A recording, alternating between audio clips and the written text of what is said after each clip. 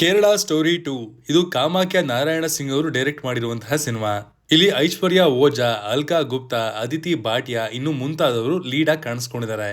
ಈ ಸಿನಿಮಾದ ಮೊದಲನೇ ಭಾಗ ಒಂದು ಶಾಕಿಂಗ್ ಕಥೆಯನ್ನ ನಮ್ಮ ಮುಂದೆ ಇಟ್ಟಿತ್ತು.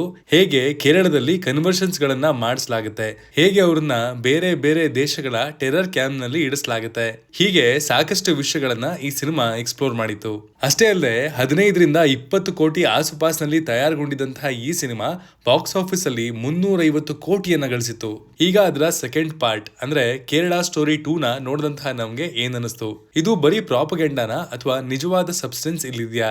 ಸಿನಿಮಾದಲ್ಲಿ ನಮ್ಗೆ ಏನ್ ಇಷ್ಟ ಆಯ್ತು, ಏನ್ ಕಷ್ಟ ಆಯ್ತು ಎಲ್ಲವನ್ನ ಇವತ್ತಿನ ರಿವ್ಯೂ ಹೇಳ್ತೀನಿ, ಬನ್ನಿ ನೋಡ್ಕೊಂಬರೋಣ. ಹಾಯ್ ಎಲ್ರಿಗೂ ನಮಸ್ಕಾರ ಅಂಡ್ ವೆಲ್ಕಮ್ ಟು ಖಡಕ್ ಸಿನಿಮಾ. ನಮ್ಮ ಚಾನಲ್ ಅಲ್ಲಿ ಬರುವಂತಹ ಕಂಟೆಂಟ್ ಗಳು ನಿಮ್ಗೆ ಇಷ್ಟ ಆಗೋದಾದ್ರೆ ಮಾತ್ರ ನಮ್ಮ ಚಾನಲ್ ಅನ್ನ ಸಬ್ಸ್ಕ್ರೈಬ್ ಮಾಡ್ಕೊಳ್ಳಿ. ಈ ತರದ ಸೆನ್ಸಿಟಿವ್ ಟಾಪಿಕ್ಸ್ ನ ಕವರ್ ಮಾಡುವಂತಹ ಸಿನಿಮಾಗಳನ್ನ ನಾವು ಕವರ್ ಮಾಡ್ಬೇಕಾದ್ರೆ ಆಸ್ ಎ ರಿವ್ಯೂವರ್ ನಾವು ಒಂದಷ್ಟು ಹುಷಾರಾಗಿರ್ಬೇಕಾಗುತ್ತೆ. ನಮ್ಗೆ ಅಲ್ಲಿ ತೋರಿಸಿದ್ದು ಸ್ವಲ್ಪ ಬಯಾಸ್ಡ್ ಅಥವಾ ಅನ್ಬಯಾಸ್ಡ್ ಅಂತ ಅನ್ಸಿದ್ರು ನ್ಯೂಟ್ರಲ್ ಆಗಿ ಅದನ್ನ ಬ್ಯಾಲೆನ್ಸ್ ಮಾಡ್ಲೇಬೇಕಾಗುತ್ತೆ. ಅಂಡ್ ಜನರಿಗೆ ಅವ್ರು ಹೋಗ್ಬೇಕೋ ಬೇಡವೋ ಅನ್ನೋದನ್ನ ಅವ್ರಿಗೆ ಖುದ್ದಾಗಿ ನಿರ್ಧಾರ ಮಾಡೋದಕ್ಕೆ ಬಿಡಬೇಕಾಗುತ್ತೆ.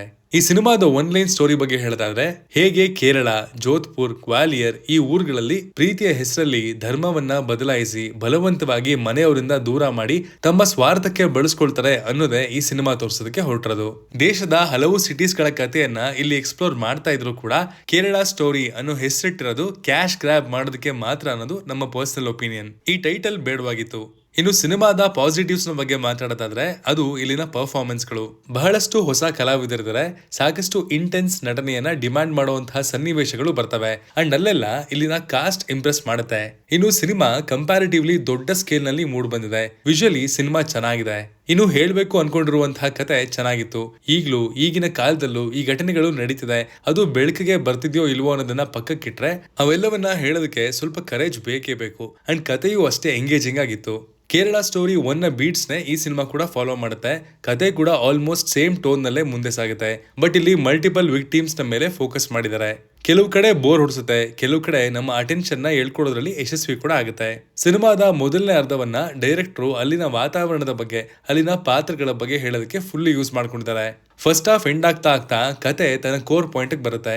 ಪರ್ಫಾರ್ಮೆನ್ಸಸ್ ಚೆನ್ನಾಗಿರೋದ್ರಿಂದ ಕ್ಯಾರೆಕ್ಟರ್ ಒಂದ್ ಲೆವೆಲ್ಗೆ ಕನೆಕ್ಟ್ ಆಗ್ತವೆ. ಕತೆಯ ವೇಗ ಕೂಡ ಫಾಸ್ಟ್ ಇದೆ.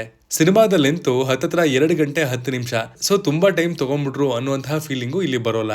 ಇನ್ನು ನಮ್ಗೆ ಇಲ್ಲಿ ಏನ್ ವರ್ಕ್ ಆಗ್ಲಿಲ್ಲ ಅಥವಾ ಏನ್ ಬೆಟರ್ ಆಗ್ಬೋದಿತ್ತು ಅಂತ ಅನ್ಸಿದ್ರೆ ಅದು ಇಲ್ಲಿ ಕಥೆಯನ್ನ ಹೇಳಿರುವಂತಹ ರೀತಿ ಅಂಡ್ ಯೂಸ್ ಮಾಡ್ಕೊಂಡಿರುವಂತಹ ಅಪ್ರೋಚ್. ಸಾಕಷ್ಟು ಕಡೆ ಜನರನ್ನ ಟ್ರಿಗರ್ ಮಾಡುವಂತಹ ಅನ್ನೆಸೆಸರಿ ಡೈಲಾಗ್ಸ್ ಗಳು ಇದಾವೆ. ಬರೀ ಹಿಂದೂಗೆ ಟ್ರಿಗರ್ ಅಥವಾ ಮುಸ್ಲಿಮರಿಗೆ ಟ್ರಿಗರ್ ಅನ್ನೋದಕ್ಕಿಂತ ಎರಡೂ ವರ್ಗಗಳಿಗೆ ಪರ್ಪಸ್ಫುಲಿ ಡೈಲಾಗ್ಸ್ ನ ಪ್ಲೇಸ್ ಮಾಡಿದ್ರು ಅನ್ನೋದು ನನ್ನ ಭಾವನೆ. ಡೈರೆಕ್ಟರ್ ತಮ್ಮ ನಂಬಿಕೆಗಳನ್ನ ತುಂಬಾ ಲೌಡ್ ಆಗಿ ತೋರಿಸಿದ್ದಾರೆ ಅನ್ನುವಂತಹ ಫೀಲಿಂಗ್ ಕೂಡ ಇಲ್ಲಿ ಬಂತು. ಇನ್ನು ಇಲ್ಲಿನ ಸ್ಟೋರಿ ನಾವು ಹಿಂದೆ ನೋಡಿರೋದನ್ನೇ ರೀಪ್ಯಾಕೇಜ್ ಮಾಡಿ ತೋರಿಸಿದ್ದಾರೆ. ಹೊಸತನ ಇಲ್ಲ. ಸಿನಿಮಾದ ಬಿಜಿಎಂ ಇನ್ನಷ್ಟು ಬೆಟರ್ ಆಗ್ಬೇಕಿತ್ತು. ಎಲ್ಲೂ ಆ ಇಂಪ್ಯಾಕ್ಟ್ ಫೀಲ್ ಆಗ್ಲಿಲ್ಲ. ಸಿನಿಮಾ ನೋಡಿ ಮುಗಿಸಿದ್ಮೇಲೆ ಒಂದು ಕನ್ಫ್ಯೂಷನ್ ಅನ್ನೋದು ಖಂಡಿತ ಹುಡ್ಕೊಳುತ್ತೆ. ಇದು ಫಿಕ್ಷನ್ ಅಲ್ಲ ಅಥವಾ ರಿಯಲ್ ಇನ್ಸಿಡೆಂಟ್ಸ್ ಇಂದ ಇನ್ಸ್ಪೈರ್ ಆಗಿದಾರ ಅಥವಾ ಎಂಟೈರ್ಲಿ ರಿಯಲ್ ಸ್ಟೋರಿ ಅನ್ನೋದನ್ನ ಎಲ್ಲೂ ಕ್ಲಿಯರ್ ಆಗಿ ಹೇಳಿಲ್ವಲ್ಲ ಅಂತ. ಹೇಳಿದ್ದಿದ್ರೆ ಆ ಪರ್ಸ್ಪೆಕ್ಟಿವ್ ನಿಂದಾನೆ ಸಿನಿಮಾ ನೋಡಬಹುದಿತ್ತು ಅನ್ನೋದು ನನ್ನ ಒಪಿನಿಯನ್. ಹಿಂದಿನ ಸಿನಿಮಾದ ಡೈರೆಕ್ಟರ್ ಸುದೀಪ್ ಸೇನ್ ಅವರು 10 ವರ್ಷಗಳ ರಿಸರ್ಚ್ ಆ ಕಥೆಯ ಹಿಂದೆ ಹೋಗಿತ್ತು. ಬಟ್ ಈ ಸಿನಿಮಾದ ಡೈರೆಕ್ಟರ್ ನಾರಾಯಣ ಸಿಂಗ್ ಅವರು ತಮ್ಮ ಕಥೆಯಲ್ಲಿ ಕ್ಲಾರಿಟಿ ಅನ್ನೋದನ್ನ ಖಂಡಿತ ಹೆಚ್ಚಿಸ್ಕೋಬಹುದಿತ್ತು. ಒಟ್ಟಾರೆಯಾಗಿ ಖಡಕ್ಕಾಗಿ ಹೇಳೋದಾದ್ರೆ ಇದೊಂದು ಆವರೇಜ್ ಸಿನಿಮಾ. ಈ ಪ್ರಾಪಗ್ಯಾಂಡ ನಿಜಾಂಶ ಏನು, ಯಾರ್ ಸರಿ ಅನ್ನೋದನ್ನ ಪಕ್ಕಕ್ಕಿಟ್ಟು as a normal film perspective ನಿಂದ ನೋಡಿದ್ರೆ ಒಂದು ಆವರೇಜ್ ವಾಚ್ ಅಂತಾನೆ ಹೇಳ್ತೀನಿ. ಇದಾಗಿತ್ತು ಕೇರಳ ಸ್ಟೋರಿ 2 ಸಿನಿಮಾದ ರಿವ್ಯೂ. ನೀವು ಈ ಸಿನಿಮಾವನ್ನ ಆಲ್ರೆಡಿ ನೋಡಿದ್ರೆ ಏನ್ ಅನಿಸ್ತು ಅನ್ನೋದನ್ನ ಕಮೆಂಟ್ ಮಾಡಿ ತಿಳಿಸಿ. Signing off, Manu.